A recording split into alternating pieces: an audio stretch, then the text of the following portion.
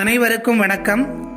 ஆண்டாள் நாச்சியார் அருளி செய்திருக்கக்கூடிய திருப்பாவை 6ஆம் நாள் பாசுரம். இந்த பாசுரத்தில் ஆண்டாள் நாச்சியார் பகவான் கிருஷ்ணரின் பாலலீலைகள் 2 குறிப்பிடுகின்றாள். அது மட்டுமல்லாமல் அதிகாலை பொழுதை அவள் பக்தி பூர்வமாக விவரிக்கும் பாங்கு நமக்கு ஆனந்த அனுபவத்தை ஊட்டுவதாக அமைந்திருக்கிறது. முதலில் பாசுரம் என்ன என்பதை பார்த்துவிட்டு வரலாம். புள்ளும் சிலம்பினகான் புள்ளரையன் கோயிலில் வெள்ளை விழிசங்கின் பேரரவம் கேட்டிலையோ, பிள்ளாய் எழுந்திராய் பேய்முலை நஞ்சுண்டு கள்ளச்சகடம் கலக்கழிய காலோச்சி வெள்ளத்து அரவில் துயிலமர்ந்த வித்தினை உள்ளத்து கொண்டு முனிவர்களும் யோகிகளும் மெல்ல விழுந்து அரி என்ற பேரரவம் உள்ளம் புகுந்து குளிர்ந்தேலோர் எம்பாவா என்பது ஆண்டாள் நாச்சியார் நமக்கு அருளி செய்திருக்கக்கூடிய திருப்பாவை 6ஆம் நாள் பாசுரம். இந்த பாசுரத்தில் ஆண்டாள் நாச்சியார் துயிலெழுப்பும் தோழி கண்ணனிடத்திலே மிகுந்த அன்பு கொண்டவள். எனவே அவளுடைய மனநிலைக்கு ஏற்ப இந்த பாசுரம் அமைந்துள்ளது. வரிக்கு வரியான விளக்கத்தை பார்க்கலாம். புள்ளும் சிலம்பினகான். அன்பிற்குரிய தோழியே, பறவை இனங்கள் இரை தேடுவதற்காக எழுந்து அதன் பணிகளை செய்ய துவங்கிவிட்டது. அந்த பறவைகளின் இனிய குரலோசை உனக்கு கேட்கவில்லையா என்று கேட்கின்றாள். அடுத்ததாக, புள்ளரையன் கோயிலில் வெள்ளை விழிசங்கின் பேரரவம் கேட்டிலையோ.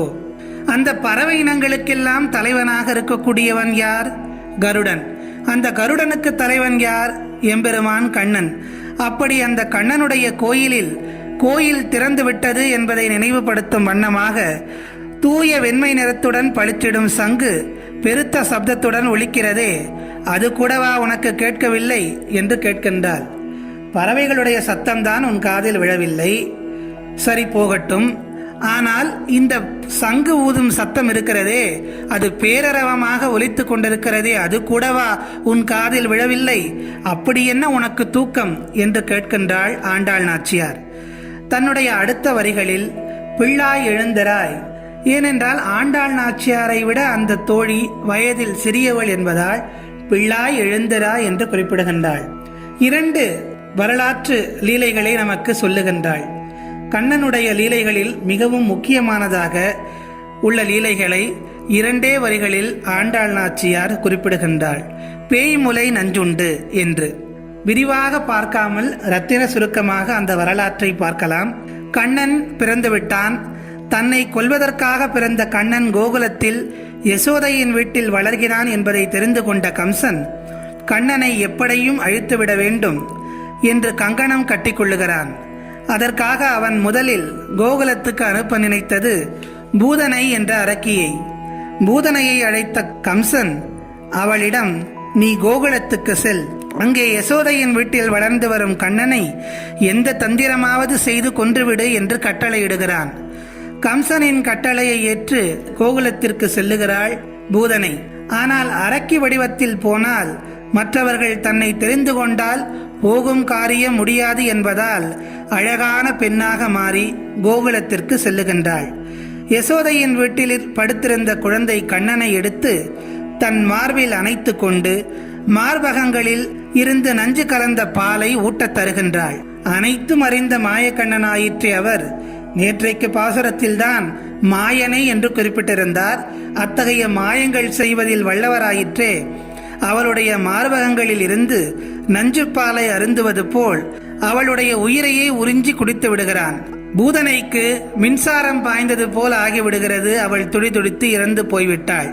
இதைத்தான் ஆண்டாள் நாச்சியார் பேய்முலை நஞ்சுண்டு என்று குறிப்பிடுகின்றார். தன்னுடைய அடுத்த வரிகளில் கள்ளச்சகடம் கலக்கழிய காலோச்சி வெள்ளத்து அரவில் துயிலமர்ந்த வித்தினை. இங்கே அடுத்ததொரு வரலாற்றை நமக்கு சொல்லுகின்றாள். பூதனை இறந்த செய்தி கேட்டதும் கம்சன் கலங்கி போனான். ஆனாலும் கண்ணனை கொன்றுவிட வேண்டும் என்ற எண்ணத்தை மட்டும் அவன் விடவில்லை.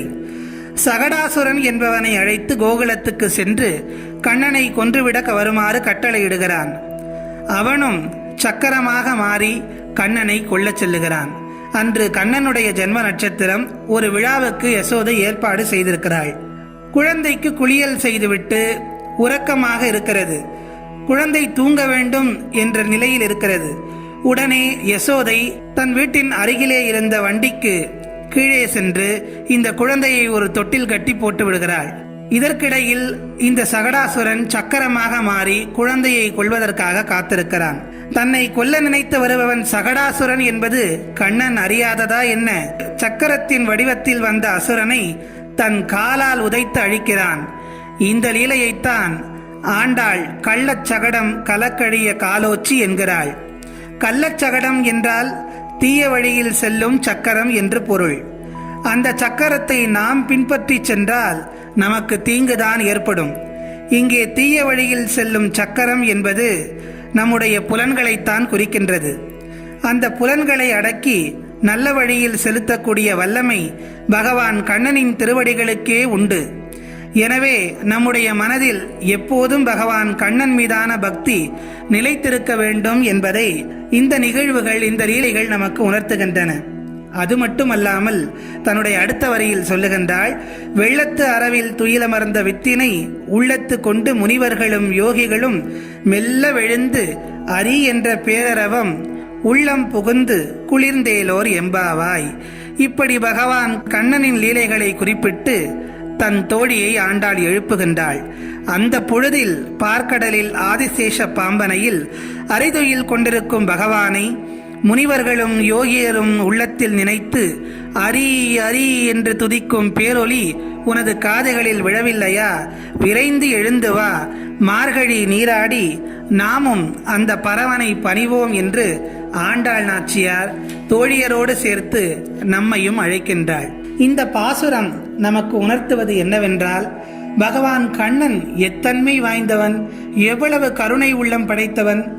பூதனை கொல்வதற்காக வருகின்றாள்.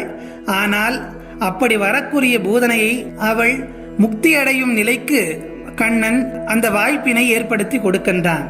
அவன் நினைத்திருந்தால் எப்படி வேண்டுமானாலும் பூதனையை கொண்டிருக்கலாம். ஆனால் தாயினுடைய நிலையை கொடுத்து அவளுக்கு மோட்சத்தை கொடுக்கின்றான்.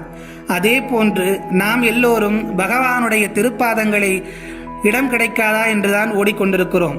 அப்படிப்பட்ட பகவானின் பாதம் பட்டவுடன் சக்கரமாக உருவெடுத்து வந்த சகடாசுரனும் முக்தி நிலையை அடைகின்றான். இதிலிருந்து நாம் தெரிந்து கொள்ள வேண்டியது என்னவென்றால், பகைவர்களுக்கும் அருளி செய்தவன் நம்முடைய கண்ணன் என்பதை நாம் புரிந்து கொள்ள வேண்டும். எனவே அவனிடத்தில் அன்பு கொண்டு அவனை நாம் பிரார்த்திக்க வேண்டும் என்பதை இந்த பாசுரம் நமக்கு உணர்த்துகிறது. மீண்டும் நாளைய பாசுரத்தில் உங்கள் அனைவரையும் சந்திக்கிறேன். நன்றி, வணக்கம்.